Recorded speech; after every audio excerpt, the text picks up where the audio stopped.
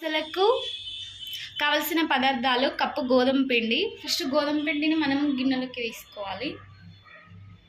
Next ఇదే గిన్నెలో సగం రవ్వ, హాఫ్ కప్పు రవ్వ వేసుకోవాలి. ఇప్పుడు ఇందులో సరిపడేంత సాల్ట్ వేసి మంచిగా మిక్సీ వేసుకోవాలి. సరిపడేంత సాల్ట్ వేసుకొని మిక్సీ వేసుకోవాలి.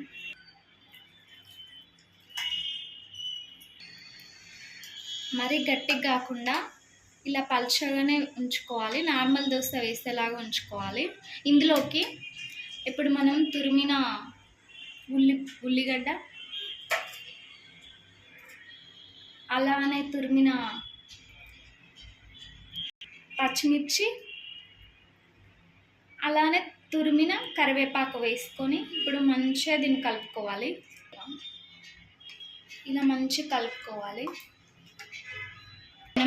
ఇప్పుడు స్టవ్ మీద మనం ఇలా పెనం పెట్టుకోవాలి. ఇప్పుడు పెనం వేడైంది. మనం చుక్క ఆయిల్ లేకుండా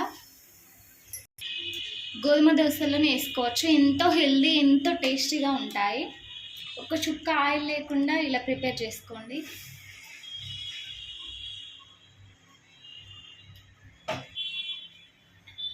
ఇలా వేసుకోవాలి. ఇంతలో మనం చట్నీ ప్రిపేర్ చేసుకుందాం. ఈ గోధుమ దోశలకి ఉల్లిగడ్డ, అలానే ఎల్లిపాయలు, అలానే కరివేపాకు, జీలకర్ర, రుచికి సరిపడే అంత కారం, అదేవిధంగా రుచికి సరిపడే అంత ఉప్పు వేసి దీన్ని మంచిగా మిక్సీ చేసుకోవాలి. ఇప్పుడు దీన్ని చక్కగా అయింది. ఇప్పుడు దీన్ని పక్కకు పెట్టుకోవాలి.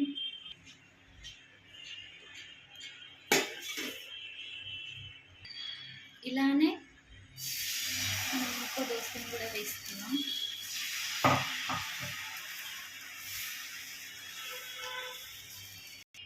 చట్నీ రెడీ అయిపోయింది. ఎంతో టేస్టీగా ఉంటుంది. మీరు కూడా ఒకసారి ట్రై చేయండి.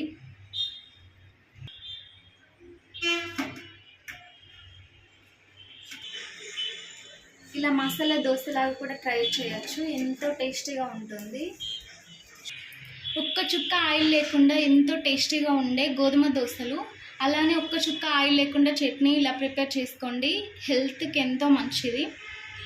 అలానే మనం కర్రీతో కూడా దీన్ని తినొచ్చు. కావాలంటే మీరు టమాటా చట్నీ కూడా వేసుకోండి. నచ్చితే లైక్ చేసి సబ్స్క్రైబ్ చేయండి. Thank you. ఎంతో టేస్టీగా, ఎంతో హెల్త్కి మంచివి చేసుకొని మీరు కూడా ఒకసారి ట్రై చేయండి. Thank you.